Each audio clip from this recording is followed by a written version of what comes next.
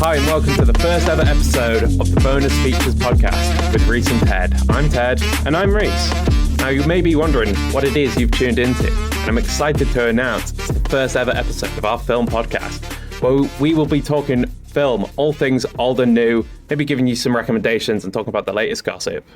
Now for this week, with the BAFTAs coming up, I think we're going to talk about our thoughts on a lot of the categories and who we think, you know, deserve to win them, and maybe some things we think don't deserve to be in them. But before we get into that, I think you should get to know a bit about ourselves. So my film taste, it's a bit more nuanced. I'm quite into my world cinema. To name drop a few directors I'm a big fan of, Wim Wenders is a huge personal favourite of mine. My favourite film is Wings of Desire, which I'm sure not a lot of you may probably haven't heard of. I don't blame you. It's big in like the world cinema sort of avenue, but you know, the average viewer is not going to be watching a film like this. But don't worry, it's not just these like slightly niche films that I'm into. I'm also a big fan of like classic musicals and westerns and stuff. So there's a bit for everyone there. I guess another like big topic I'm into is sort of your totally straight, you know, definitely not homoerotic 90s action films. I'm looking at you, Top Gun. So, you know, hopefully you get to know a bit more about my taste as I talk more about films over these few episodes. Thanks for that, Ted. Now, I too have varied interests when it comes to movies. My catalogue of watch movies is a little more mainstream than Ted's, favouring superhero and war movies especially, but I've watched my fair share of niche movies as well. Although my all-time favourite movie is Edgar Wright's Hot Fuzz, the peak of the Cornetto trilogy, which for those of you not familiar, combines an all-star cast led by Simon Pegg with the absurdity of comedic conspiracy in a small British town. I'm sure we'll get to explore a lot more of my favourites and some of my least favourites as the podcast develops. But now I'll hand back to Ted as we talk about the latest movie news. So I think the most exciting thing I've heard this week is the new Spider Noir trailer that came out. Yes, that is exciting. I believe, aren't they releasing it in both colour and noir's black and white style? I think that's a little bit of an interesting choice. I think, in my opinion, even though I'm not a fan of film noir, I think if you are going to watch it, you have to watch it in black and white, because then you just lose the essence of it. I'll be watching in black and white. Yeah, you're right. I don't see the point in watching it in colour. It's just like, it's very well known within like film studies and film theory that classic film noir doesn't exist in colour. And so if they're going to go for classic noir, then I don't see why you'd then go and watch this film in colour. It seems like you'd do that if you just like, I don't know, don't really care about the character as much, and you don't care about film. You literally, I think if you're watching it for Spider-Man, you'll watch it in colour. If you're watching it to watch it as a film, then I think black and white is... You're aware it's a TV series, not a film, yeah? Okay, TV series. It's the same premise. So, but yeah, no, I get that. I don't see the point in watching it in colour, because I think it just defeats the purpose of the whole style of it, but maybe it'll work for some people. I mean, it's just like, it's famously known that noir doesn't work in colour, because people say Chinatown, Polanski's Chinatown is like the closest film noir has ever come to like being in colour.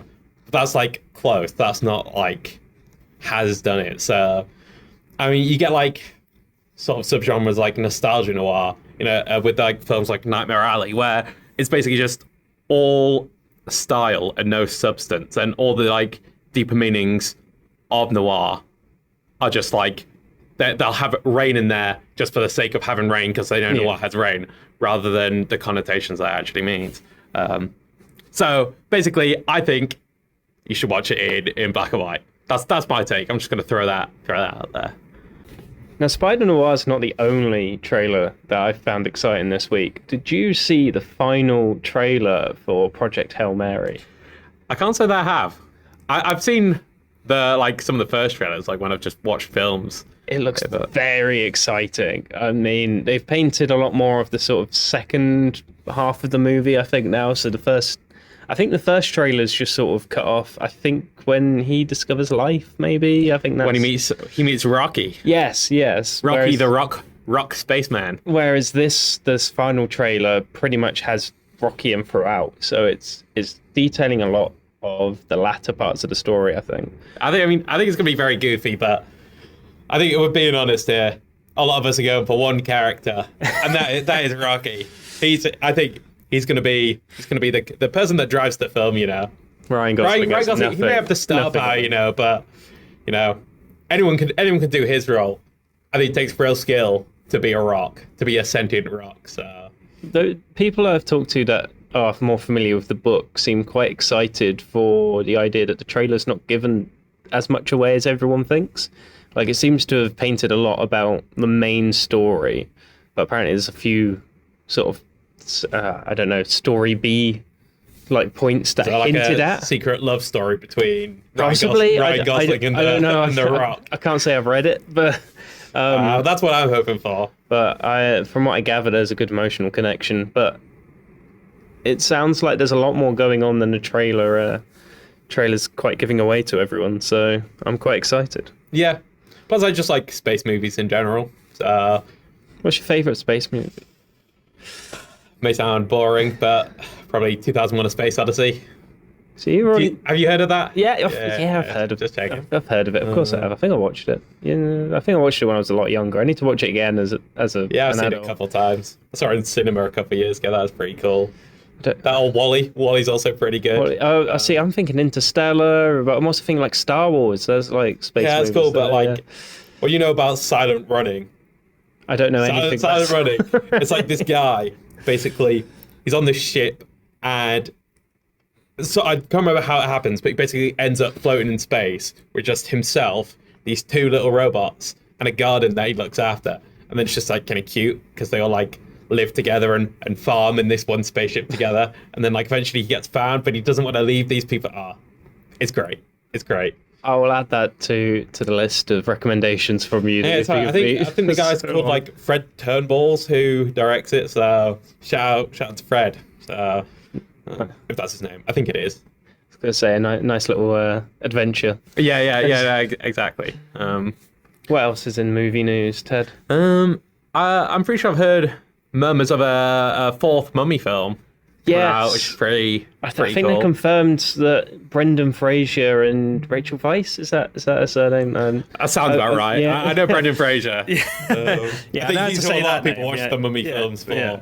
But I believe they're already confirmed to be on the project, but it's like 2 years away. We've got to wait a while. Yeah, I mean, I'll be interested to see like how Brendan Fraser is in this, because obviously he's no longer the young guy he used to be. So I kind of wondering what direction they take in. Is it going to be like him taking a step back from like the limelight and maybe playing like a side character and letting a new person do it? I wonder if it have the famously bad CGI. I don't know if you know about the scorpion rock. That is like the worst thing you've ever seen in the second Mummy. I can't say I've seen it, unfortunately. I should. Yeah, to me, it really makes it a film. So I'll be disappointed if it's not there. I'll try and watch it. I'll definitely watch it before the new one comes out. I've got a good head start on that. But I think we can all just forget about that Tom Cruise one. So that was meant to kick off a whole universe, and it just fell flat. Did nothing. That trailer without the audio synced properly. That was hilarious. Pretty infamous. It is a shame though. They had some big names tied to that universe, and it just but big names doesn't mean I know big film or good film at all. I know, but Russell Crowe as Jekyll and Hyde. I thought that'd be quite exciting to see that. Yeah, but like a good actor can't carry the entire film. They can try help, but you can't polish a turd. I think that's the famous saying right there. Yeah, amen. Let's try not to get too much hate from. But I think the final like new thing coming out that I've heard about is the Helldivers. The one with Jason Momoa, I think. Yeah. Jason Momoa is just an anything silly now. Well, I think he seems like the sort of guy that's just doing projects he likes rather than ones he thinks are good. Or like that would be considered like good films. Trying to think, like the last thing I saw him in Minecraft. He was in. I mean, he was Aquaman. Was he? He wasn't in like Borderlands, was he? That seems like a him. I haven't seen Borderlands. That seems like a him thing to be I in. get that. Like he's just in all the weird, goofy movies now, which is. I've been watching Game of Thrones, and he's famously in Game of fair enough. Thrones. So you sort of see him around. I think he just seems like a cool guy. I've seen him doing like a bunch of like podcasts with different people. So you never know. Jason Momoa, if you're listening, get him on the pod. That'd be exciting. But yeah, I've also never played Helldivers. I know a bit about it, but that's mainly just when Helldivers 2 gained a lot of popularity recently. But it's probably a good way to get into the game, watching the film. I wonder how all the Helldivers fans will feel about the film and whether it'll be like accurate to the lore. It is always walking a tightrope, adapting other media into movie. So I mean, the last game to film adaptation has done pretty well. Iron Lung was incredible, and I don't think it had any right to be as good as it was. That's insane. I don't think it's like a great film, but I think for a self-financed, self-produced, self-edited, self-acted YouTube film, it's certainly far better than it's better than most things I watch in the cinema. Like that was quite something, and I wasn't even going in there hyped or excited. Like I walked in there I didn't even know it was a video game adaptation until it said on screen. I'd gone in there just on the basis that this will probably be a poor film, but I'm in it for a laugh, and it actually was really good. I guess it's easy to reach the people that are like fans of Markiplier and then will like the film just because it's Markiplier, but to reach the people that aren't fans of Markiplier or the game, that's how you can probably gauge whether it's a good adaptation. That's it. My partner quite enjoys Markiplier. I don't dislike him. I'm not an active follower of his career, but see him there, and again, maybe because I haven't watched too much of him, I wasn't just thinking, oh my god, it's Markiplier on screen. I was getting into the character, and you see the character, not the I thought it was really good. It's the best film that I've seen to release this year so far. Yeah, fair enough. Not that there's been many other mine films, is not, but I think that's a discussion for another episode. Yes. I'll see this episode later on.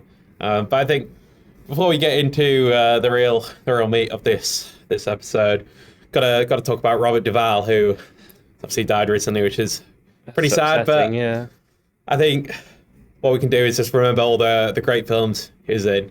I know my favorite Robert Duvall film is Days of Thunder. Which I don't. Have you ever heard of Days of Thunder? I can't say I have, Ted. But Tony Scott. Do you know Tony Scott?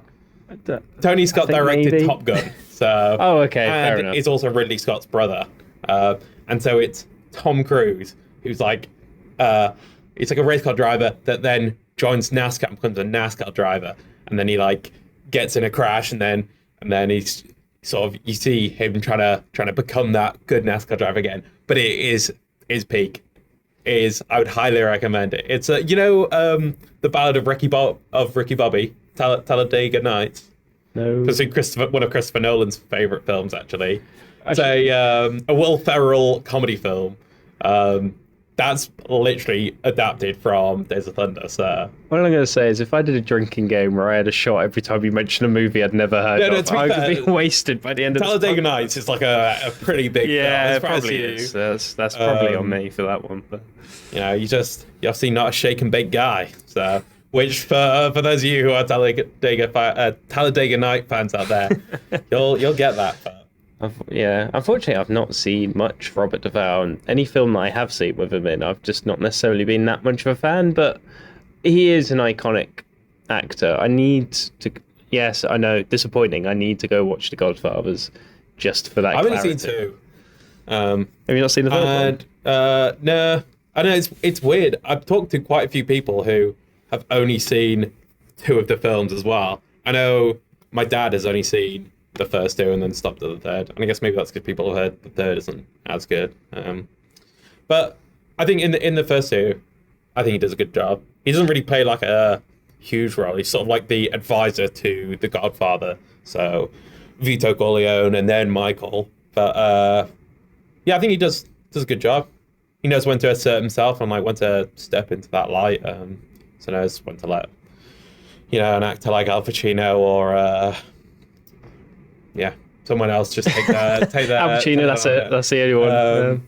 Marlon Brando. There you go. Good job. I'm thinking of. Well, rest in peace, Robert Duvall. You've done the world of acting a great service. I may even watch Days of Thunder again tonight, just as a little tribute, Maybe I'll give it a go. Maybe we can have the conversation about the film next week. But I think that's about wraps up our gossip segment. I think it's time to get into our thoughts on the BAFTAs.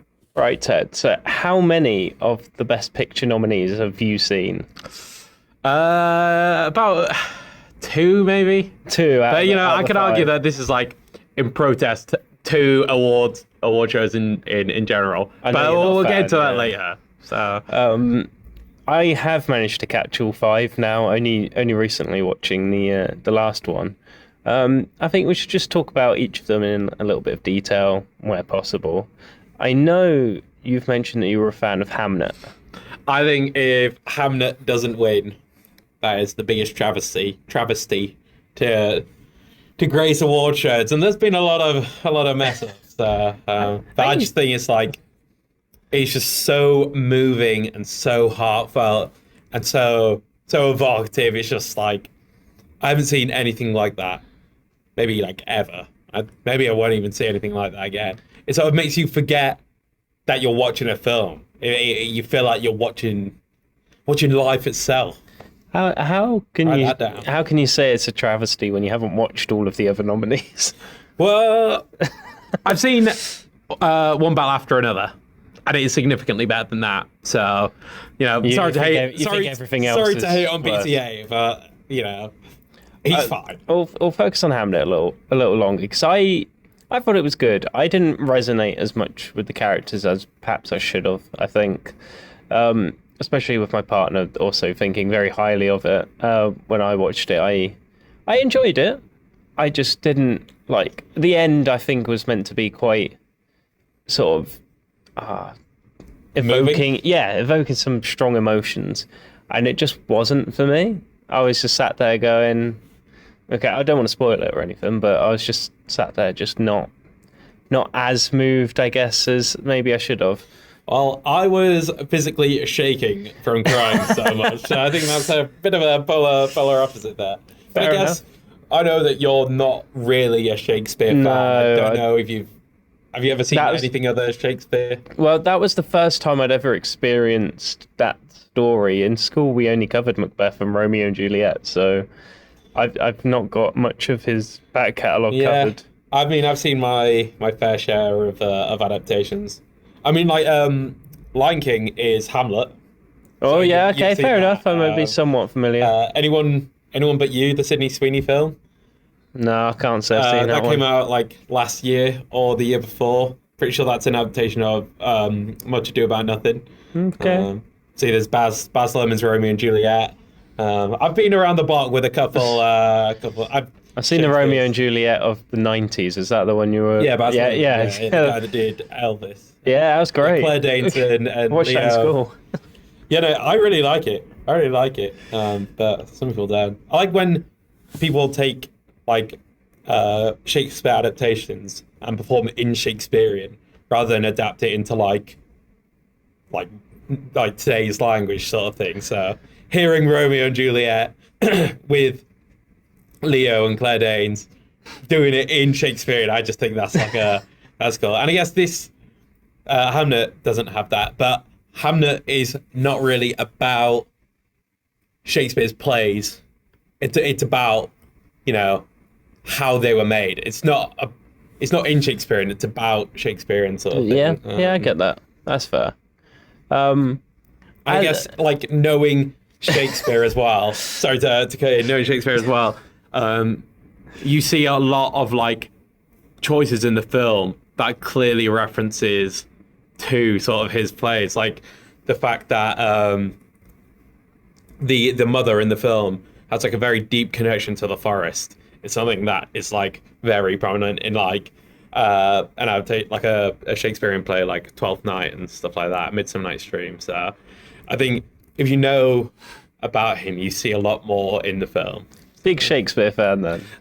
He's the GOAT. So Okay. I don't think I'm the first to say that. Well, so. we'll follow this up with the other one that you mentioned that you'd see, One Battle After Another. What's holding it back in your eyes?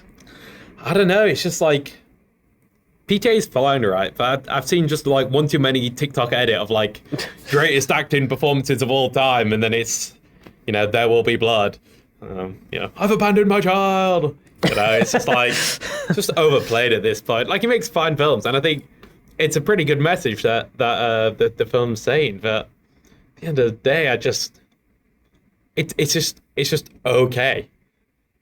Yeah, I get that. I mean, I quite enjoyed watching it, but then I remember I'd gone back to do a screen check, I think, of it, and I was like, I can't remember this happening. It's so much happens in this movie. It is long as well, yeah. You follow multiple characters. And then I got to the end and I just didn't feel overly satisfied. I mean, I still enjoyed it, but I just didn't quite feel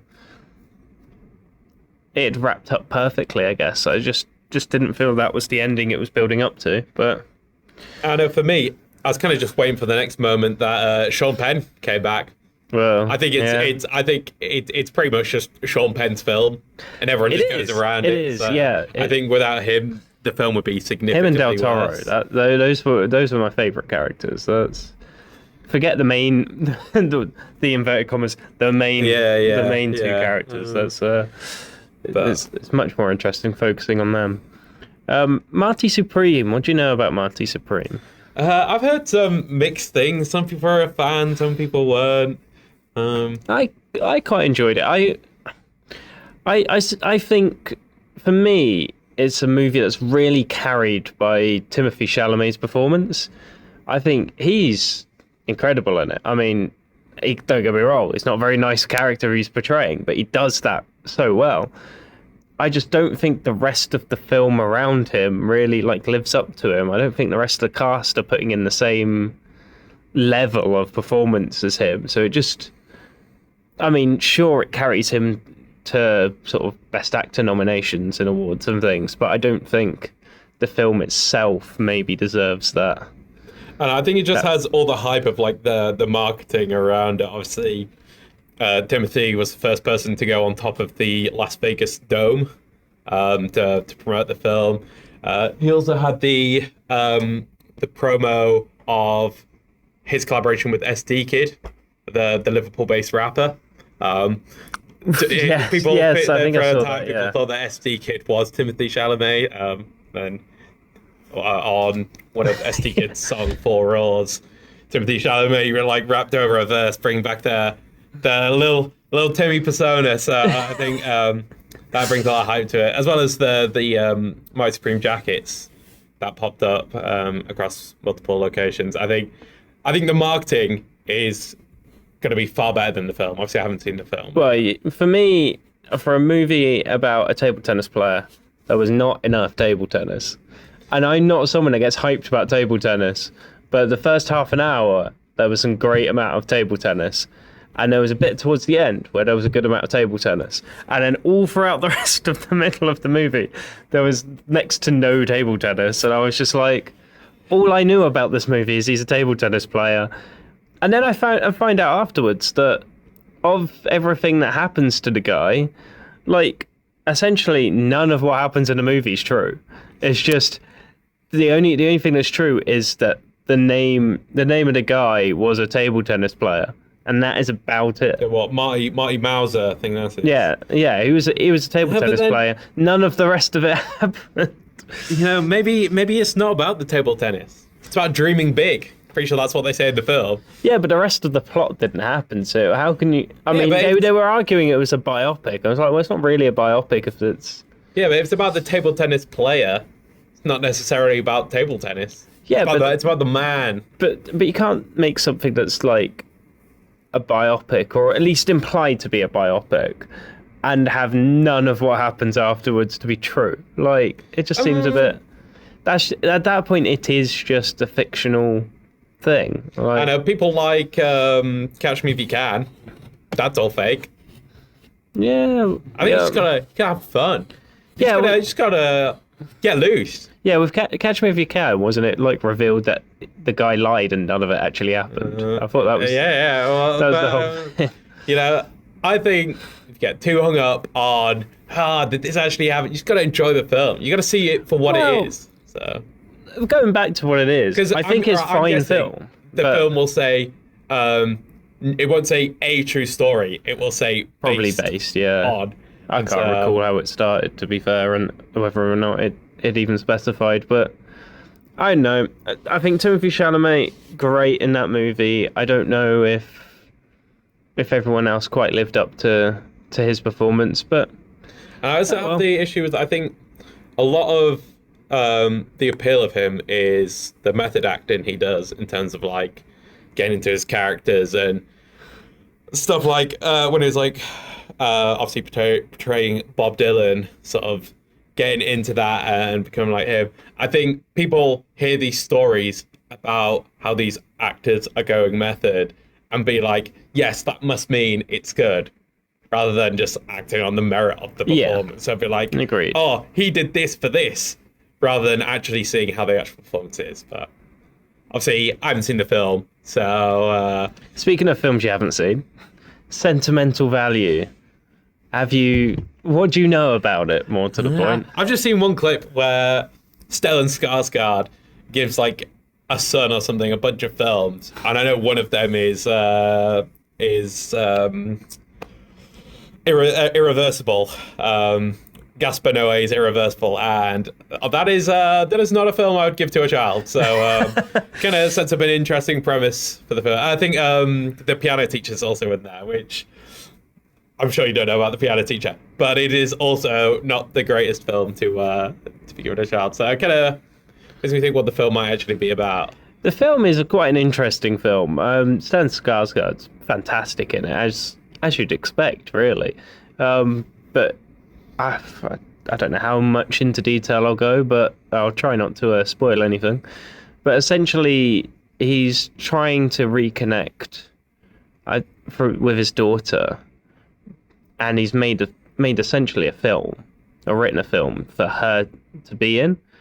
She doesn't want the role. She's felt quite rejected by her dad, and that he's not really paid enough interest to her, and she feels quite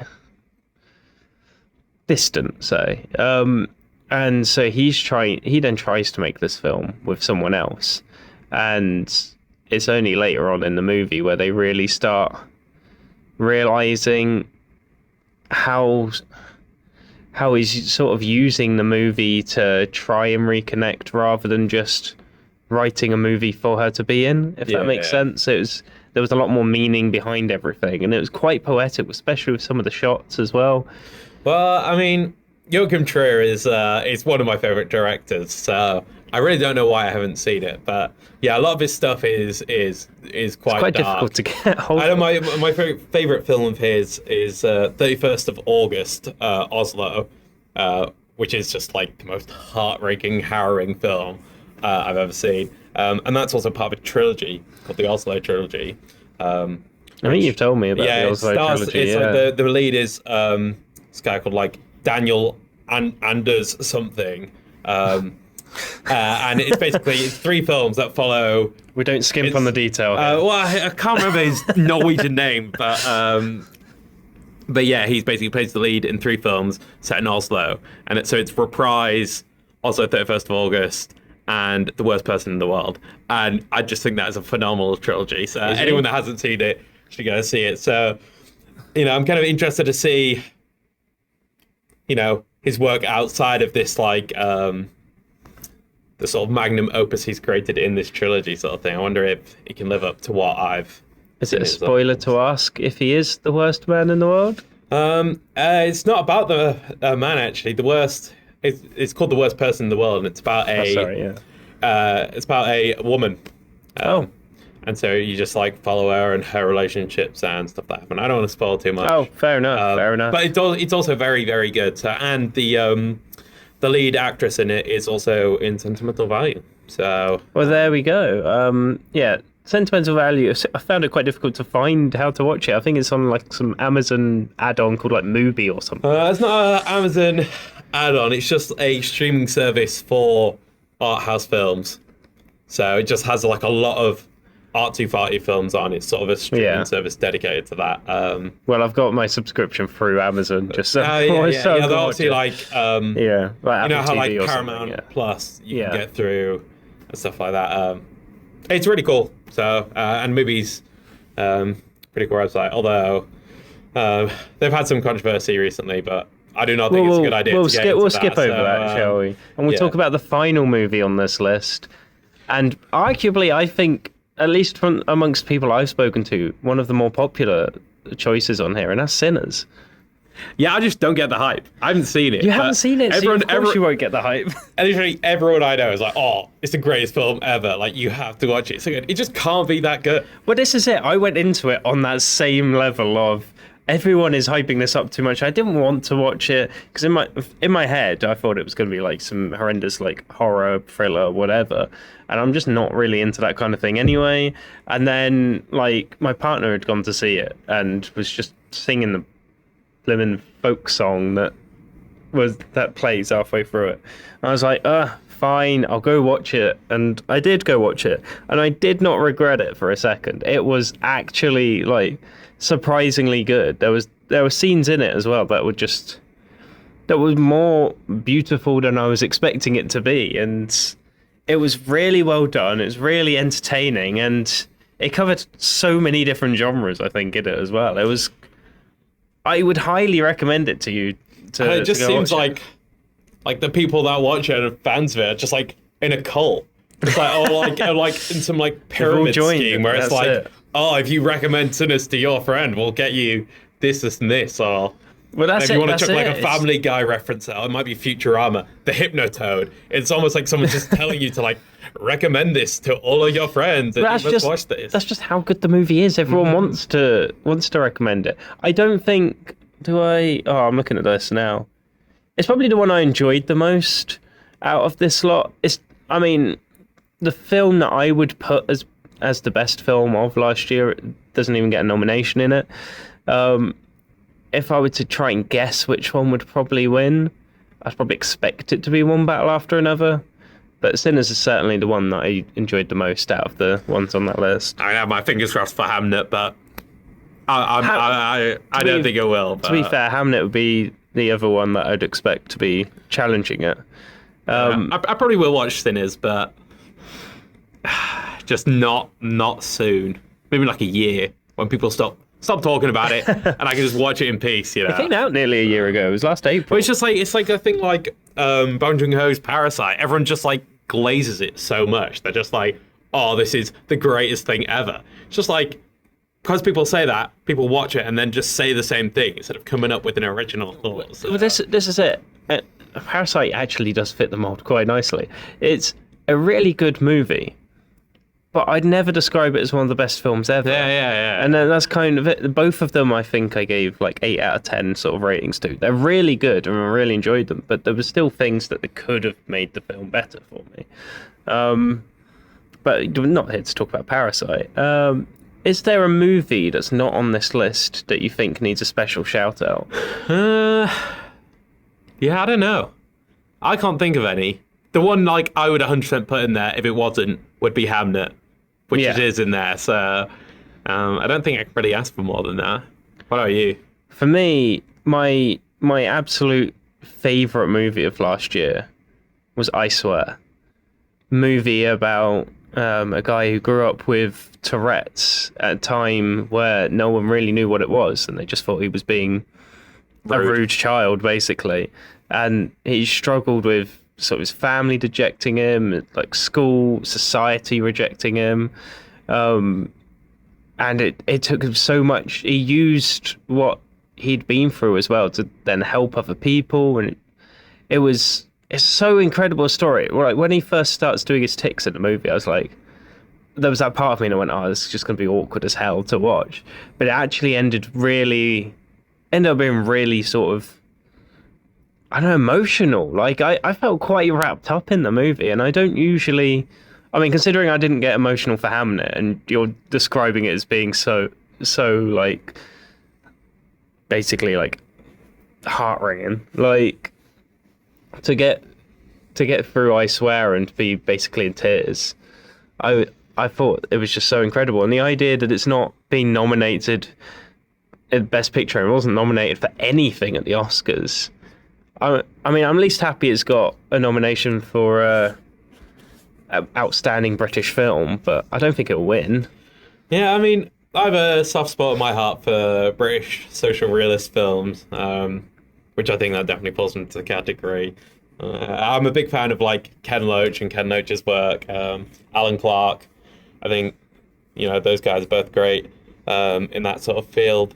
So, yeah, maybe I should watch I Swear. I think as long as it tackles the subject with like the right sensitivity, as if like, I think if you're going to make humor out of the guy taking in a awkward situation to then try and make it funny, I think that's a bit insensitive, because then you're saying like you're trivializing the disability. I think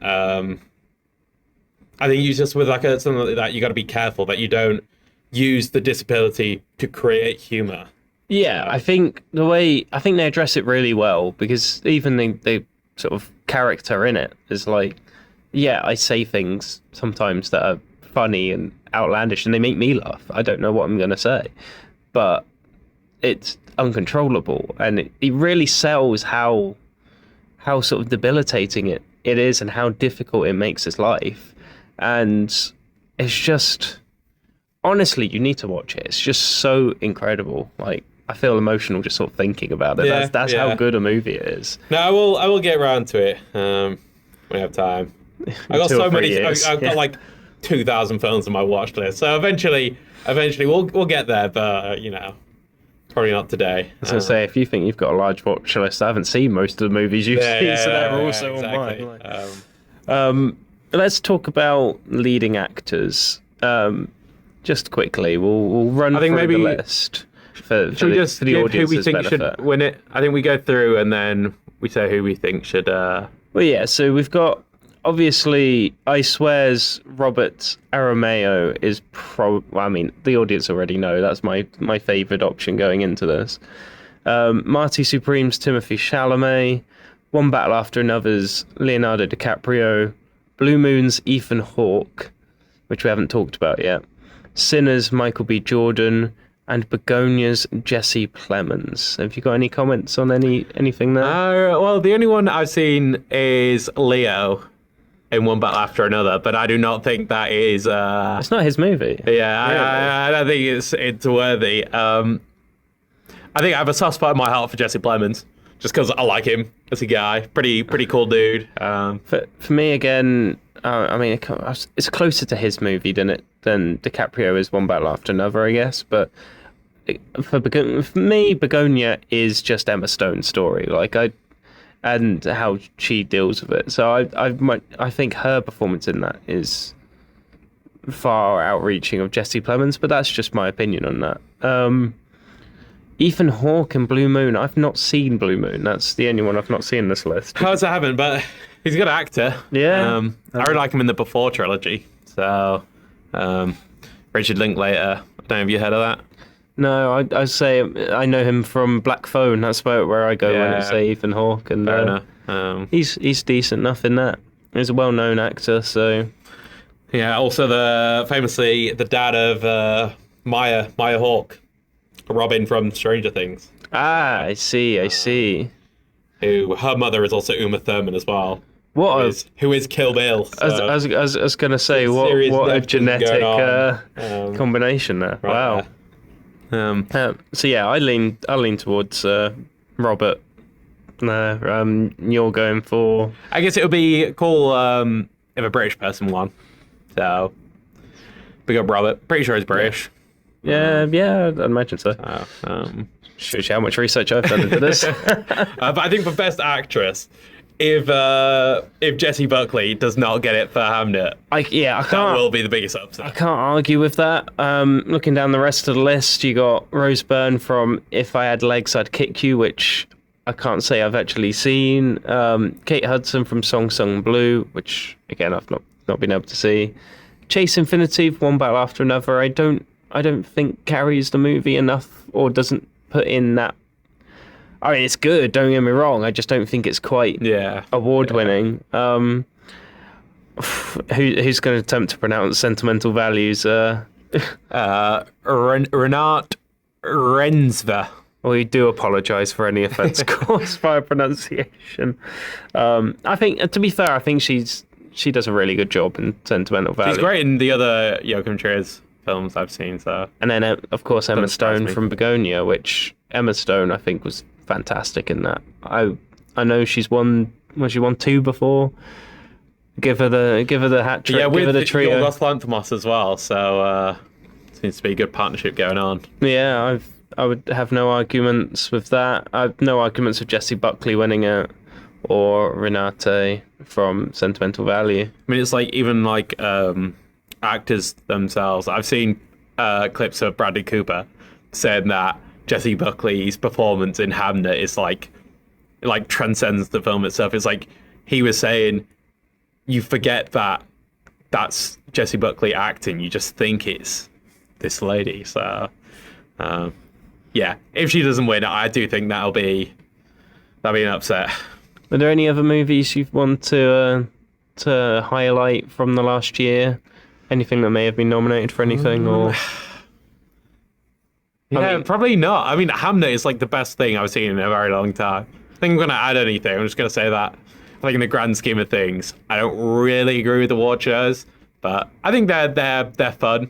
But I think they're just very biased to a very Western viewpoint, where it's just like, I agree. Anything Hollywood or I guess less European. That's why it's called Sentimental Value in there, because you do have sort of your European art house films going into these award shows. But, you know, something like the Oscars, where in however many years it's been going, only about like 8 non-American actors have won Best Actor. That's just like, you tell me in over 100 years of film, only 8 non-American dudes have won Best Actor. It's obviously, I don't know what you say. America's the greatest country in the world. Well, even like categories in there, like Best Foreign Film. You know, foreign film implies a film outside the country. Every film is outside every country, so every film is a foreign film. It's just like world cinema is every cinema. So it's just like, it's basically just like for these nations, like these big nations, like I guess UK or America, to like gratify themselves with giving themselves awards. But I will say it's fun to watch and to be like, oh yeah, I think this should win and that should win. But I think like it provokes conversation, and that's kind of what it should do. Really. But I think it's like, if a film wins Best Film, it's just not going to be the best film of that year. But it's cool that, you know, they get the spotlight to shine, sort of thing. The thing is that once it wins Best Picture or whatever, it's down in the history books at that point. So it's going to be a film that's remembered more than a lot of other films, just because it won the award. Famously, last year, or the year before, I think, Anora won Best Picture, and they spent triple their budget on their Oscars campaign than they did on the film itself. So it's like this. I think that really speaks for itself. That's just a goated move. I don't know what you're saying. I will be tuning in. So I guess they have me in that regard. But the BAFTAs are on the Sunday the 22nd. So I'll be tuning in as well, and I'm sure we'll have some conversation points to follow up with next week. When Jessie Buckley wins. Yes, that's what we're talking about. So. The only other movies that I can think to shout out, Frankenstein. I've heard nothing but good things about Frankenstein.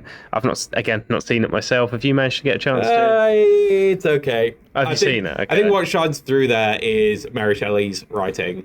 I'm not really a huge Guillermo del Toro fan or a Jacob Elordi fan, but I think the core story, it's good, and that's just because Mary Shelley's book is obviously very, very good. I like little details in the film where they call Frankenstein the creature, because Frankenstein is the doctor, the mad creator. Of course, the creature is never called Frankenstein, but obviously Frankenstein's it's just monster, like people, but it's like he's never even called Frankenstein's monster in the book. Oh, he's just referred to as the creature. Oh, the creature. Okay. So it's called that in this film. They refer to him as the creature. Going back to source, I like it. It's just like a cool little detail. The only other one I wanted to shout out was the documentary piece "The Perfect Neighbor," which I watched a few weeks ago, and that was outstanding as well. That covered essentially a neighbor. I mean, you find out in the first minute of the movie where a neighbor basically just hates kids. These just starts basically causing issues with the kids that live around her, and eventually this builds up to her shooting someone and killing them, and it's just the whole movie is body cam footage and sort of recordings of all of the build up, all of the time she called the police on these kids for just playing out in the street. Yeah, and for those listening who don't know, this is based on a true story as well. Yeah, it literally it's all real body cam footage of the events, and CCTV of everything that was going through. It was harrowing, really, to watch it all unfold. As I say, the infrequency of me getting emotional during movies. I was in near tears, when that built up to person being shot. I couldn't believe it. Yeah. Just because essentially a Karen overreacted to some kids playing outside, and you've got to watch it. Honestly, highly recommend it. I hope it does win its category. Yeah, I think when you watch something that is real, it does hit a lot harder. I can't remember the director, but it's there's a French film called Saint Omer, and the director of that, I'm pretty sure they have some relation to the Senegalese director Ousmane Sembene. But she made a film where it's basically you just sit in on GP appointments for an hour and a half, but it's not GP appointments of regular French citizens. It's of all the the migrants that can't afford to go to an actual GP. So you see these underfunded GP clinics trying to cater to these people. And I think when it's real and you see these people that are in these desperate situations, whether that be unable to get healthcare, or if you're in a, obviously racially prejudiced, or just that sort of bad neighborhood, you see the reality of it, and it gets enlightens you in a sense. You recognize how privileged you are to live in a place and a community that is a lot safer than that. So yeah, I mean, I probably will watch that one. I know you've recommended that to me. So, yeah. It's nice of us to end on a light note, note even. So, well done us. Thanks for listening, guys. We'll be sure to let you know our thoughts on who actually does win the BAFTAs next week. And yeah, that's us done for the night. We'll recommend a couple of films that are coming out soon. We've got Cold Storage out, which all the Stranger Things fans out there, get a bit of Joe Keery. Looks a bit interesting. I mean, Liam Neeson still going, still acting. He's everywhere. I mean, it's Naked Gun last year, so it's gotta love Liam Neeson. He's back again for this. Good luck, have fun, don't die. I know very little about, but well, to be fair, trailers look interesting. Sam Rockwell in, and I think Sam Rockwell is a very underrated guy. So I think he's in a lot of good things. Like Moon. Moon is actually a really good film. I think he's the sort of guy where people know his face but don't know who he is. Yeah, because you see him in 3 Billboards Outside Missouri. But yes, I guess very good movie though. So it goes underlooked. Pretty sure he also plays the guy in Iron Man 1 who's trying to get Tony Stark's tech. Is that him? Yeah, pretty sure. Yeah, pretty sure he is. Okay, fair enough. I know Scream 7 comes out. It's still I've still got another week on it, but yeah, it's Thursday. I think it's next Thursday. 26th. I think. Yeah, I think it's 26th next Thursday. Yeah, that's when we first start showing it. So that's exciting. And Little Amelie, I think, was the other thing that I remember seeing popping up, which anime, I believe, or an anime movie. Well, I saw it just on some posters around and stuff, but I thought it was like going to be like a adaptation, like a throwaway thing from the French film Amelie. That's 25th anniversary this year. I think there's probably be some screenings. Something along those lines, yeah. So I think we're showing it next month, but exciting. I've seen Amelie, but I've seen a film by the same directors called Delicatessen, which is a very cool film, which I'd highly recommend to people. Fair play. Well, thanks again, everybody, for listening. I've been Reese. I've been Ted. And this has been Bonus Features.